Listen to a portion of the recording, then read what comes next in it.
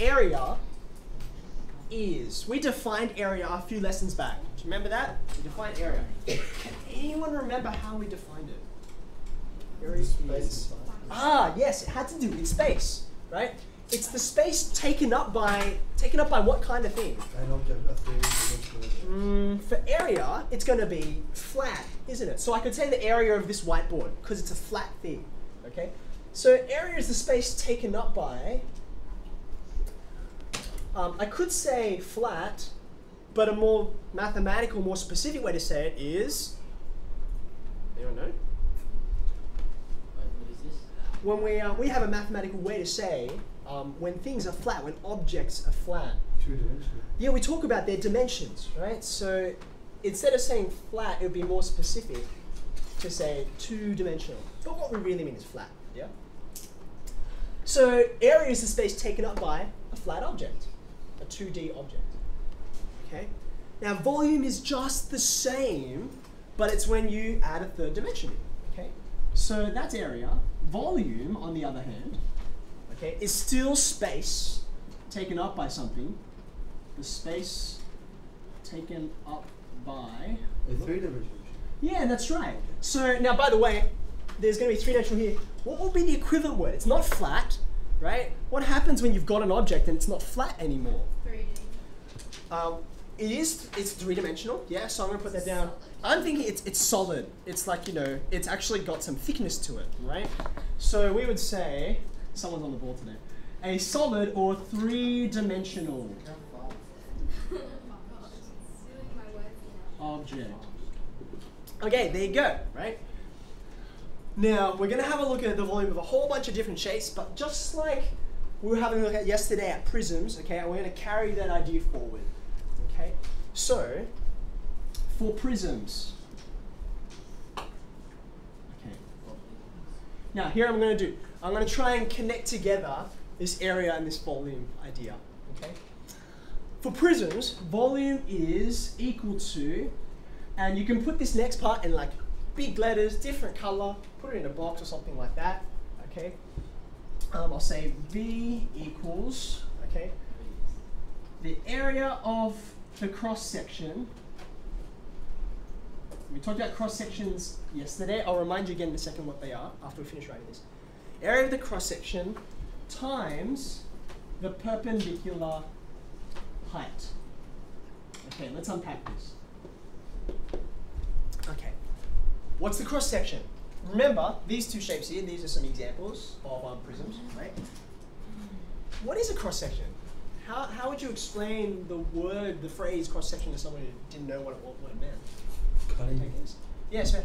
Like the shape, if you cut it directly in half, the shape that would come up. Yep, excellent. So, you cut it in half, so I guess this one you'd be somewhere like here, I guess. Something like that, okay? Slice it, saw through it, okay, go across it, and you'll get that shape. Now, by the way, as Per mentioned, we could chop it in half, and that will work. But actually, if it's a prism, where else could you cut it? Yeah. Sideways. Oh, hold on. I still want to go in the same direction, but I can cut it at different spots. I don't have to be halfway, right? Is that what you're thinking of? Yeah, sorry. Okay, so for instance, I do this one over here, like so. Can you see that? It's another cross section, and it's still the same rectangle. Now I could do one more. If I do too many, it's going to start getting confusing. Okay, there you go. They're all the same, right? Now if I can work out the area of that cross section on the front, okay, I have to multiply that by perpendicular height. Now, I'll admit, this bit's a little bit confusing, okay? Because here, if this is the cross section, that front part that I've shaded, okay, the perpendicular height, where is it? It's actually this distance here. That's weird. Let me write that down. Let's see if we unpack this. Why is this the perpendicular height? We had another measurement before. We call this height. That looks like height. It's, you know, up down, right? Why would this actually be important? Okay, anyone want to throw out an idea? Why might we choose that as the perpendicular height and not this one? Yeah, Ali. Because if you stand it up, that's the height. Okay, so the first thing is, you know, in some sense, height can be anything we like. Because I can just like move it around, right? Here's a shape. When I hold it like this looks like the height. right? But if I turn it over, so well, this is the height now. So it's like height can kind of be anything, right? But why did I choose this one? I didn't choose any other. Yeah. Wait, so the perpendicular height is like the length of that prism? For this diagram, yes. But I'll talk about why I chose that in a second more. Jack, any thoughts? The tallest side, so. Okay, so at least in this case, how I've drawn it, that is the longest, okay?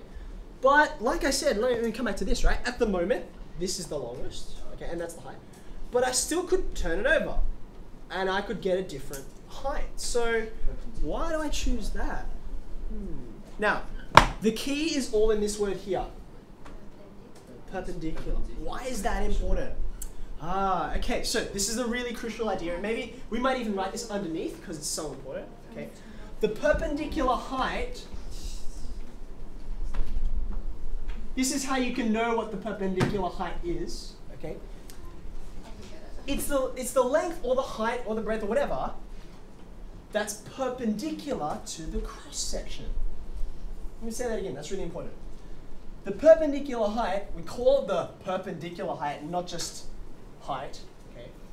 It's perpendicular height because perpendicular to the cross section. So these two, cross section and perpendicular height, they're kind of two sides of the same coin, but they go together, right? So if this is my cross section, I can't call this the perpendicular height because it's not perpendicular to that face, okay? Only this one is. Can you see that? So the perpendicular height is, maybe I can say the dimension, or length or height, doesn't matter, that is perpendicular to. So in that way, tell me, Yeah, sure, I'll do it now. So what does perpendicular actually mean? Yes, okay, so perpendicular, let me get this again and hopefully this will help. Perpendicular means at right angles, doesn't it? Makes 90 degrees. So for instance, let's choose, and you actually have a whole bunch of different choices here, right? Okay. I've got 6 faces. You choose one, and we'll make that one the cross section. Which one do you like? That This one. one? Yeah, this one? Okay, so this looks like the sort of the fattest one, I suppose. Okay, so if this is the cross section, okay, here's the way I work it out. I'm going to put the cross section flat on the ground. Okay, if the cross section's on the ground. Okay, now what direction is perpendicular to that part that's flat on the ground? Okay, it's going to be going up. Think about it like a flagpole. If I put a flagpole here, right? A flagpole is perpendicular to the ground. It's heading straight out of the ground. If you look at it, it's at 90 degrees to the ground. If I drew an angle there, whoop, that's a, I should have thought about this before. That's a 90-degree angle there. Can you see it? Okay, so it's perpendicular, okay? Who's that? Yeah, I'll use this in a second, okay? So therefore, if you chose this as the cross section, put it on the ground, okay, and then look up, okay? So we chose this as the cross section, yeah? So imagine putting that part on the ground, and that's why when you look up, you're going that way, okay? So choosing the perpendicular height is really important, and it's tricky, yeah? So I don't understand, because if you cut that in half, you're looking up, it would be that way. Okay, so what did I choose as the cross section? I've chosen this side here, right? So if I put that side on the ground, so actually it sort of looks like this, doesn't it? That's pretty close, isn't it? So I've chosen this as the cross section. There you go. Right, so I'm going to put that part on the ground. There you go. Oh, okay, yeah. So now what's up? Up's that way. That's this tall part here. Okay? Now, for this we could choose, right? But if you have a look at this triangular prism now, right? You don't have so much choice. Where's the cross section? You can't just choose anything. Which one's the cross section? It have to be the triangle on the front, right? So, Is there any? yeah, does that make sense? That thing Because on every triangle thing. yeah, that's right. Because if I cut it lots of times, I'll just get another triangle. See that? So that's what makes it the same shape all the way through. Okay, so which way is the height then? Or I should have said perpendicular height. Which way does it go? Yeah, Ali. Yeah, that one. Wait, say that again. That one. Along the way. The longest one, right? Yeah. It's the longest one. So here's the ground, so you're going up that way.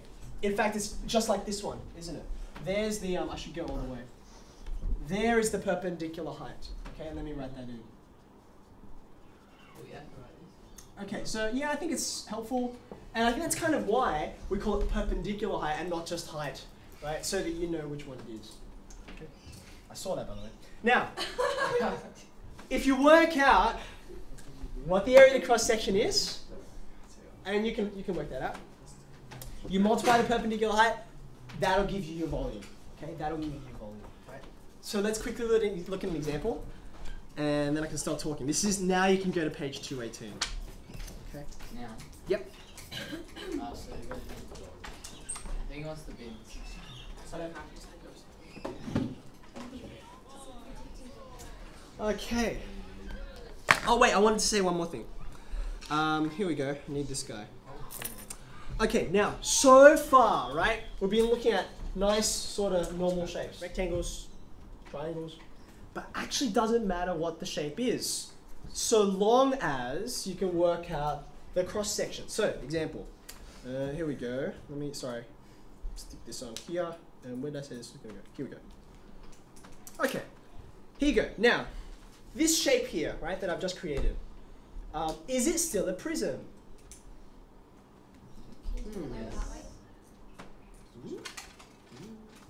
What do you think? Who reckons it still is?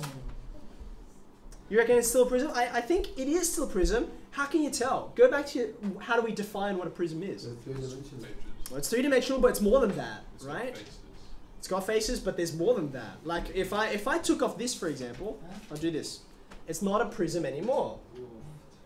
So why is this important? Because they all like join up. Okay, so go back to yesterday, right? What makes a prism is you can cut it, for example, like this, okay? And when you saw through it, and that shape is the same. Well, it's backwards. There we go. You see that, right? So cross section is the same all the way through the shape. Okay. So if you want to work out the volume, it's the same. You work out the area of the cross section. You multiply by the perpendicular height. So for example, I mean, if each block was 1 unit, what's the area of the cross section? Is it big enough that you can see? It's 7, right? 1, 2, 3, 4, 5, 6, 7. Is that okay? 7. Now, how tall is this thing? Again, not a rhetorical question. Can you see? It's 5, isn't it? Right? So it's going to be 7 times 5, 35. Which I suppose if I counted out every individual block, that's what I would get. Okay. So long as you can work out the area of the cross section, you're fine. In fact, sometimes if you have a look, for example, we're on page 218. If you look at question 3, right? Have a look at question 3 with me. They just tell you what the area of the cross section is. Can you see it there? There's A. That's the cross section. Question. How do you find the cross section if it isn't like? If it's some weirdo looking shape like that. If like it isn't consistent all the way through, as if you took off. Oh yeah, okay. You mean like this? Like if I talked about this scenario? Yep. In that case, number 1, it won't be a prism, right? So then number 2, you don't do it like that. So what we would have to do, I suppose, and this is for later on, right? I guess what you have to do is break it up into some kinds of shapes that you can work out. For instance, now I've got 2 prisms, and I can work out each one independently and just add them up. Okay, so that's how I would approach that kind of question. But those aren't the ones you're gonna have to look at today.